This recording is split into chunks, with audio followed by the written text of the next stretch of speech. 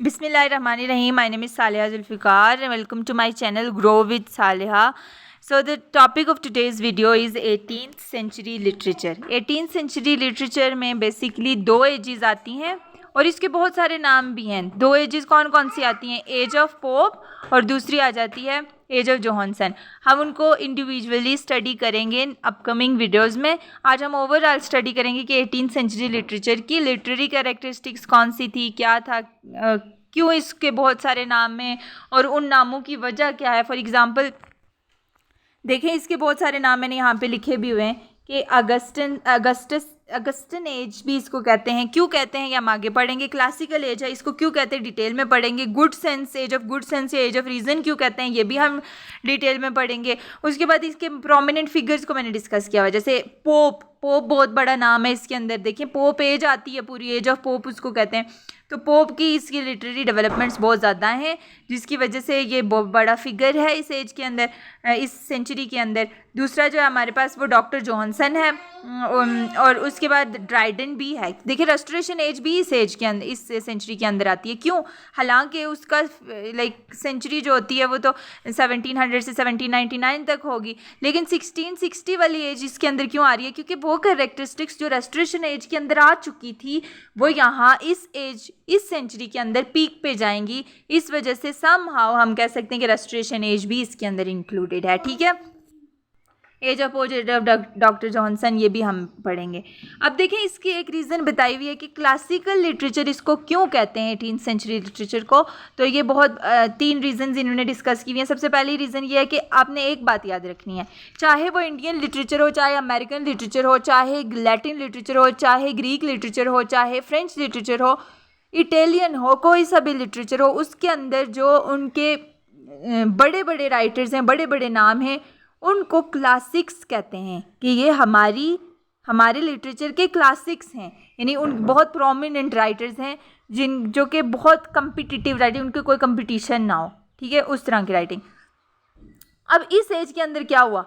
इस एज के अंदर इन्होंने अपनी ट्रेडिशंस तो छोड़ दी राइटर्स ने. अब इन्होंने उनको फॉलो करना शुरू कर दिया जो कि लैटिन के अंदर क्लासिक्स थे, उनको फॉलो करना शुरू कर दिया. इन्होंने इटालियन के जो होमर, विर्जिल, ये इस तरह से जो लैटिन के थे उनके क्लासिक्स को फॉलो करना शुरू कर दिया, जिस वजह से कहते हैं कि ये क्लासिकल एज है, क्लासिकल लिटरेचर है. क्योंकि उन्होंने उनको फॉलो करना शुरू कर दिया था ना. तो एक ये रीज़न आ गई. उसके बाद क्या आ जाता है, देखिए रोम के लिटरेचर को इन्होंने, रोम में ही आते हैं, सॉरी होमर मैंने लैटिन बोल दिया, लैटिन लिटरेचर ही है उनका, sorry Roman literature Latin literature बात एक ही है. ठीक है, अब मैं आपको एग्जांपल देती हूँ कि जैसे इसको अगस्टस एज क्यों कहते हैं, अगस्टन एज क्यों कहते हैं, ये हम आगे डिस्कस करेंगे. अभी के लिए हम देखते हैं कि कैरेक्टरिस्टिक्स डिस्कस करते हैं 18th सेंचुरी की. कैरेक्टरिस्टिक्स क्या थी कि इन्होंने तो ऑब्वियसली क्लासिकल राइटर्स को तो फॉलो करना शुरू कर दिया था, लेकिन एक चीज़ इनमें बुरी थी. वो क्या? कि ये उनके सिर्फ स्टाइल को फॉलो करते थे कि वो किस तरह से लिख रहे हैं, प्रिसाइज लिख रहे हैं, रियलिज्म पे लिख रहे हैं, हीरोइक कॉपलेट यूज़ कर रहे हैं. ये सब चीज़ें इन्होंने उसी स्टाइल में लिखा, लेकिन ये उनके कंपटीशन में नहीं थे बिल्कुल भी. ये वैसा कंटेंट बिल्कुल भी नहीं लिखते थे जो कि क्लासिक्स थे, रोम के क्लासिक्स लिखते थे जैसे होमर, विर्जिल, ये वैसा बिल्कुल भी नहीं लिख सकते थे. ये जस्ट स्टाइल को कॉपी करते थे. ठीक है, ये बात याद रखनी है. उसके बाद क्या हो गया, 18th सेंचुरी में जो राइटर्स थे ना, बॉयल्यू और रैपिन, इन पे इनका इन्फ्लुएंस था क्लासिसिज्म का. अब देखिए ऊपर मैंने एक बुलेट लिखा हुआ है कि इसको सीडो क्लासिसिज्म या फाल्स क्लासिसिज्म कहते हैं. क्यों? ये प्योरली क्लासिकल एज नहीं, बल्कि इसका एक और नाम है neo classicism, sham classicism, false classicism, pseudo classicism. क्या मतलब? कि झूठा क्लासिसिज्म. क्यों? क्योंकि ये तो स्टाइल उनके फॉलो करते थे बिल्कुल भी उन जैसे नहीं, जिसकी वजह से इनको ये कहा जाता है. ठीक है, उसके बाद हमारे पास आ जाता है कि क्लासिकल एज जो है as they imitated only the external. हाँ, ये मैंने डिस्कस कर दिया कि एक्सटर्नल एस्पेक्ट्स को ही डिस्कस, यानी स्टाइल को ही कॉपी करते थे, इनर को बिल्कुल भी नहीं करते थे. अब देखें अल्टरनेटिव टर्म्स, क्या मतलब कि इस एज को अगस्टन एज भी कहा जाता है. क्यों? क्योंकि जब इन्होंने रोमन लिटरेचर के उन होरेस और विर्जिल को कॉपी करना शुरू कर दिया था ना, उस टाइम पे रोम के अंदर जो किंग रूल कर रहा था वो कौन था? अगस्टस. जिसकी वजह से, क्योंकि उन्होंने उन क्लासिक्स को फॉलो करना शुरू कर दिया था ना, तो उस किंग के नाम पे अगस्टस एज इसको कहा जाता है, ठीक है। उसके बाद क्या हो गया कि एज ऑफ रीज़न और एज ऑफ गुड सेंस इसको क्यों कहा जाता है, क्योंकि हर एक जो राइटर था ना उसने अपनी जजमेंट, अपना पॉइंट ऑफ व्यू डिस्कस करने लगा। उसने अब अकॉर्डिंग, वो क्या कहते थे, वो राइटर्स क्या कहना शुरू कर दिए कि हम किसी अथॉरिटी को नहीं मानते, किसी चर्च को, किसी बड़े आदमी को, किसी को नहीं मानते, हमारी अपनी जो इंडिविजुअल जजमेंट है हम उस पर लिखते हैं। अपनी रीज़न को बहुत फोकस करते थे कि अगर ये चीज़ है तो क्यों है, फैक्ट्स की रीज़न मांगते थे, फैक्ट्स मांगते थे, ट्रूथ मांगते थे, ठीक है। जिस वजह से इस एज को कहा जाता है एज ऑफ रीज़न या एज ऑफ गुड सेंस। उसके बाद क्या हो गया कि कैरेक्टरिस्टिक्स में क्या आ जाता है कि ये रीज़न, कॉमन सेंस को तो फॉलो करते थे, जिसकी वजह से सब राइटर्स ने अपना अपना लिटरेचर लिखना शुरू कर दिया। जब सब जो राइटर्स थे उन्होंने अपना अपना लिटरेचर लिखना शुरू कर दिया तो लिटरेचर तो बहुत ज़्यादा प्रोड्यूस हुआ, लेकिन पढ़ने वाले बहुत कम थे क्योंकि सब अपना अपना मानते थे। उसके बाद क्या हो गया कि जॉन लॉक ने एक बहुत इंपॉर्टेंट कोटेशन बताई थी, जो कि थी कि फेथ यानी जो हमारी रिलीजियस टीचिंग्स है उनका और रीज़न का कोई उनके अंदर कॉन्फ्लिक्ट नहीं है, क्योंकि वहाँ पर बहुत सारे जो राइटर्स थे या बहुत सोसाइटी में ये डिबेट चलना शुरू हो गई थी, कॉन्फ्लिक्ट चलना शुरू हो गया था कि अगर, क्योंकि सब लोग रीजंस पे बात करते थे ना, तो वो कह रहे थे कि अगर रिलीजन है तो उस पर भी सवाल उठना चाहिए, उसको उसके लिए भी हमें फैक्ट्स मांगने चाहिए, उस पर भी बिलीव रखने के लिए फैक्ट्स मांगने चाहिए, जो कि कॉन्फ्लिक्ट स्टार्ट हो गया। तो जॉन लॉक ने बोला कि इनके दरमियान कोई कॉन्फ्लिक्ट नहीं है, क्योंकि अगर आपके अंदर आप एक चीज़ से अग्री करते हैं, फॉर एग्जाम्पल आप किसी रिलीजन को मानते हैं, एक स्ट्रॉन्ग आप अग्रीमेंट कर रहे हैं उससे, तो उसके लिए आपके पास अच्छी रीजंस भी होनी चाहिए, क्योंकि एक रिलीजन तब बनता है जब आपके पास रीजंस हों कि ये हुआ तो क्यों हुआ, ठीक है।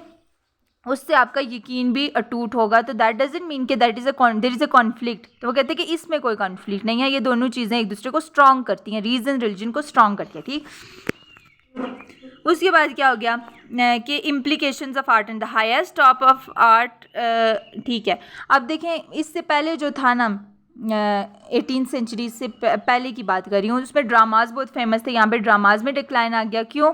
क्योंकि यहाँ पे रूल्स फॉलो होने लगे थे। मैंने आपको रॉयल सोसाइटी का बताया भी था एज ऑफ रेस्टोरेशन एज के अंदर, कि ऐसा होता था कि कुछ रूल्स होते थे जैसे हीरोइक कॉपलेट वगैरह, तो वो फॉलो किए जाते थे, ठीक। उसके बाद क्या हो गया कि डॉक्टर जॉनसन जो था ना, उसने एक बात बोली थी कि गुड आर्ट जो है ना, उस फॉर एग्जांपल उसने ग्रे की एक एलिजी थी, थॉमस ग्रे की एक बहुत इंपॉर्टेंट एलिजी है, ठीक है। उसने कहा था कि गुड आर्ट जो होता है उसके लिए इमेजेस की भी ज़रूरत होती है, सेंटिमेंट्स की भी, कि जो कि उसको अच्छे से रीजंस के साथ एक्सप्लेन कर सके, ठीक हो गया। उसके बाद आगे हम देखते हैं temper of the 18th century. इसमें क्या आ जाता है कि कैरेक्टरिस्टिक्स डिस्कस हुई हुई हैं, वही बात आ जाती है दोबारा से कि फेथ पे जो है वो क्वेश्चन होने लगे थे, गॉड्स क्रिएशन पे क्वेश्चन होने लगे थे, जो कि 18th सेंचुरी में रीजंस, क्योंकि रीजंस पे फोकस था ना, तो ये कहा जाता था कि सारे इंसान जो है ना वो इक्वल हैं। क्यों? क्योंकि सारे इंसान एक जैसा सोचते हैं। अगर रीजंस, क्योंकि फैक्ट्स की बात होती थी तो कहते थे कि अगर फैक्ट्स हैं ना तो सब यूनिवर्सल ट्रूथ भी एक ही होता है। तो राइटिंग ऐसी लिखी जानी चाहिए जिसके अंदर यूनिवर्सल थीम को डिस्कस किया जाना चाहिए, जिससे सब एग्री हों। ऐसा लिटरेचर ये करना शुरू हो गए थे। उसके बाद ये एक ऐसी सेंचुरी से बिलोंग करते थे जिसके अंदर साइंटिफिक ऑब्जर्वेशंस बहुत ज़्यादा स्टार्ट हो गई थी। तो लोग फील कर दो कि किस्म का प्राइड फील करते थे कि ये हो रहा है, हमारी सोसाइटी के अंदर चेंजेस आ रहे हैं, साइंटिफिक चेंजेस आ रहे हैं, डिस्कवरीज हो रही थी ना इस वजह से। उसके बाद लोग ये भी कहना शुरू हो गए कि गॉड ने जो भी किया है ना, लाइक गॉड ने जो भी बनाया तो एक ऑर्गेनाइज्ड फॉर्म में बनाया हुआ है, हारमनी है हर चीज़ के अंदर, हर चीज़ का एक पर्पज़ है, इस तरह से, ठीक है। उसके बाद क्या हो गया, literary characteristic of 18th century, okay. अब यहाँ पे क्या हो गया कि पोइट्रीज हाँ, क्योंकि प्रोज़ पे बहुत ज़्यादा फोकस होने के, प्रोज़ बहुत ज़्यादा डेवलप हो गए थे, पोइट्री को कुछ भी नहीं समझा जाता था। क्यों? क्योंकि ये जो थाट्स थी ना, रीजंस थी, जजमेंट थी, ओपिनियंस थे, आर्गूमेंट्स थे, फैक्ट्स थे। आपको पता है कि पोइट्री के अंदर जो होते हैं इमोशंस होते हैं, सेंटीमेंट्स होते हैं, एग्जेजरेटेड स्टाइल होता है, लेकिन प्रोज़ के अंदर हम सिंपल लैंग्वेज में अपने ओपिनियन रियलिज्म प्रिसाइज वे में डिस्कस कर सकते हैं, ठीक है। तो इसलिए प्रोज़ ज़्यादा फेमस हो गए थे और पोइट्री उतनी ज़्यादा नहीं थी। पोइट्री थोड़ी पोइट्री में थोड़े क्रैक्स आ गए थे, ठीक है।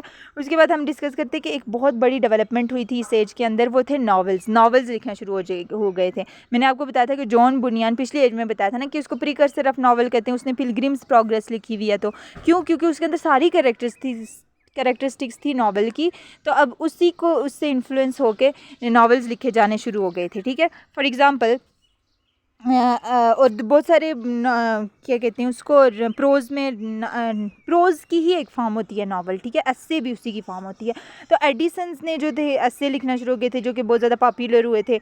उसके बाद स्विफ्ट्स ने सटायर, देखें सिर्फ प्रोज़ और मैं आगे डिस्कस करूँगी जब करेक्टरिस्टिक्स, तो मैं आपको बताऊँगी, ठीक है। तो स्विफ्ट की सटायर बहुत फेमस हुई थी, फील्डिंग के नॉवल की, गिब्बन्स की हिस्ट्री और बर्की के ओरेटरी स्टाइल, यानी वो स्पीचेस देता था, ठीक है।